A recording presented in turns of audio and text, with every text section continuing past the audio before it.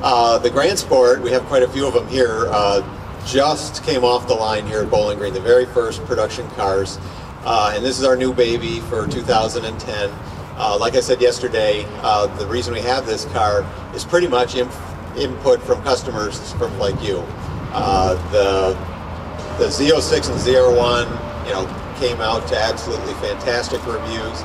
Everybody loved the car. People asked us constantly, well, I really like open air.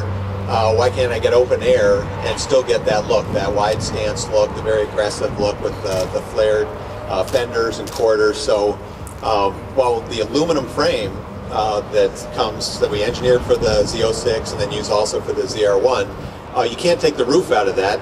That frame was engineered to be at the absolute lightest, stiffest body structure it could be, and the roof is an integral part of that. So we couldn't create a open air version of the Z06 and ZR1, but what we could do is take the coupe and convertible steel frame, which is engineered to not have a roof in place and meet all the requirements, and we could put a wide body panel set on that, and that's how we created the Grand Sport. So we start out with the wide ZR1 front fascia and splitter, so you get all the aerodynamic benefits of that, including the extra cooling. You can house the wider front tires off the Z06. You see the new gill treatment. We've got a little accent of chrome. Kind of the first time we've used chrome for a long time on Corvettes on the bodywork, and we were a little bit uncomfortable with that at first, but we thought we'd start small, put a little accent of chrome on it. After all, something like 70 or 80% of the people who buy these cars buy chrome wheels, so there's already quite a lot of bright work on some of the cars, and so we expect that to be true of the Grand Sport as well, so we put a little accent of chrome to kind of tie in with the wheels. Continuing towards the back, you can see the flared quarter panels, and we have a unique quarter panel for the coupe and the convertible. It looks kind of the same from the outside, but because of the way the tonneau comes in, you actually have to do a whole different part number, a whole different tool to create this quarter panel that goes over the wide tires and gives you the tonneau and deck lid look that you need for the convertible. So bottom line is you essentially have Z06 tires, you have Z06 brakes, you have a uniquely tuned suspension. We didn't just want to copy the Z06. This, from a performance standpoint, is going to be right in between a coupe and a convertible and a Z06, so it's kind of right in the middle, and so we tuned the chassis to be appropriate. Even though it's got the Z06 tires, it rides a little better. Our performance we're saying is at least 1G, so it corners better than the Z51. I should point out that now this is essentially what a Z51 was. I used to check the box and you get the Z51 performance content. Now we're replacing that with Z16, which is this wide package that we're calling the Grand Sport. So that's the extent of the chassis content. You can get it with a coupe, convertible, all the normal options that you would expect. If you decide you want to be really serious about track work, we have a Z52, which is kind of a step up from a Z51, and we have that represented on this last car. It's only available manual coupes.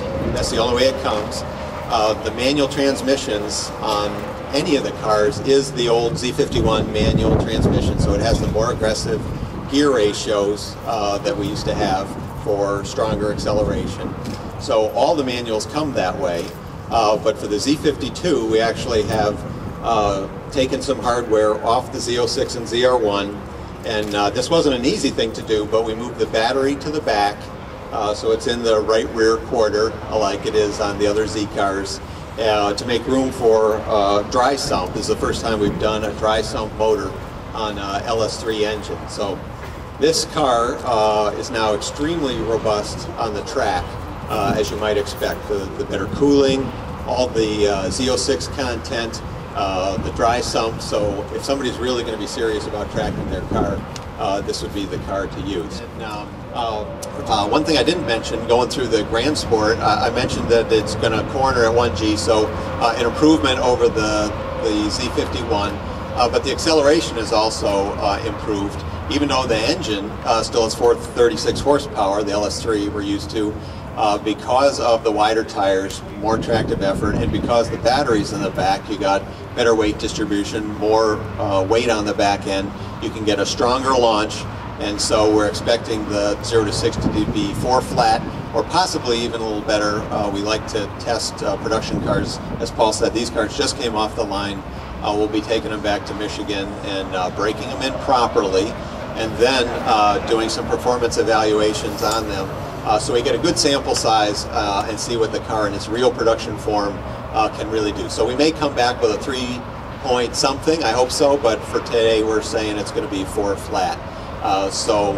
Really, you look at the appearance of this car, the open air availability, all the options, as well as the performance, I think it's going to be another world-beating value combination. So, do you guys have any more? I just wanted to add on to what Hatch said, all the performance he just said, 0 to 60, 4 seconds, 1G, and then you can write the government that this is a 26 mile per gallon highway car, so you're doing your part for the environment, even though you have 1G and 0 to 60 in 4 seconds. So, and we can tell all the senators from Alabama and Tennessee that if they want proof that we build cars people want, they can just come down here to the museum and see all of you.